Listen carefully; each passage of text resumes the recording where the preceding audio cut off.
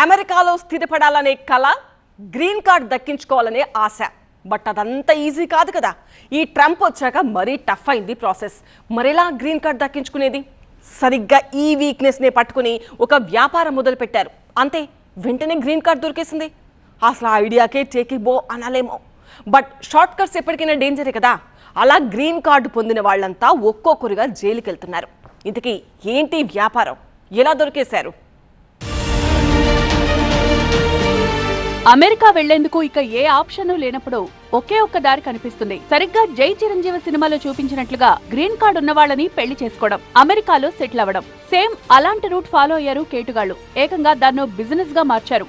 America immigration system నే నిలువునా మోసం చేస్తూ 10 ఏళ్లుగా ఈ వ్యాపారం చేస్తున్నారు. 2016 నుంచి 26 జూలై వరకు దశాబ్ద కాలం పాటు సాగిన ఈ ముఠా ఆగడాలు రీసెంట్ గా బయటపడ్డాయి.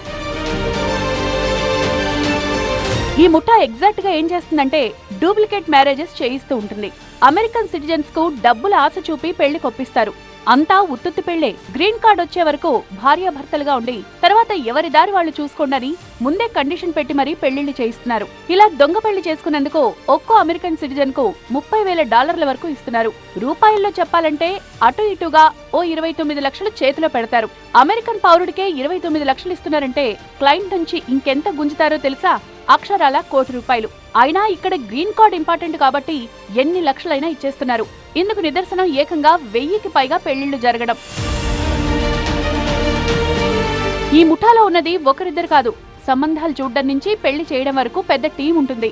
విదేశీ కస్టమర్లను పట్టుకునేందుకు ఫెసిలిటేటర్లు, అమెరికా పౌరులను పెళ్లి కొప్పించేందుకు మధ్యవర్తులు, ఆ దొంగ పెళ్లికి కావాల్సిన డాక్యుమెంట్స్ రెడీ చేసేందుకు అసిస్టెంట్లు, ఏవైనా లీగల్ ఇష్యూస్ ఉంటే సెటిల్ చేయడానికి లాయర్లు, ఇన్కమ్ ట్యాక్స్ ఎక్స్పర్ట్స్, వీళ్ళంతా ఓ ముఠాగా ఏర్పడ్డారు. ఎందుకు ఇంత పెద్ద టీం అంటే ఈ దొంగ పెళ్లిళ్లు నిజమే అని నమ్మించేందుకు ఫోటోషూట్లు, జాయింట్ బ్యాంక్ అకౌంట్, కరెంటు బిల్లులు, ట్యాక్స్ రిటర్న్స్, బీమా పాలసీలు క్రియేట్ చేయాలి కాబట్టి. సో ఈ టీం పెళ్లి ఫోటోల నుంచి జాయింట్ బ్యాంక్ అకౌంట్ల దాకా అన్నింటినీ మేనేజ్ చేస్తుంది. పైగా గ్రీన్ కార్డ్ ఇచ్చే సమయంలో 1,00,000 ప్రశ్నలు వేస్తారు. మీరసలు భార్యాభర్తలేనా? ఎలా కలిశారు? ఎలా పెళ్లి చేసుకున్నారు? ఇలా ప్రశ్నలు అడుగుతారు. వాటన్నింటికి భార్యాభర్తలిద్దరూ ఒకేలా సమాధానాలు చెప్పాలి. ఇందుకోసం కోచింగ్ కూడా ఇస్తారు.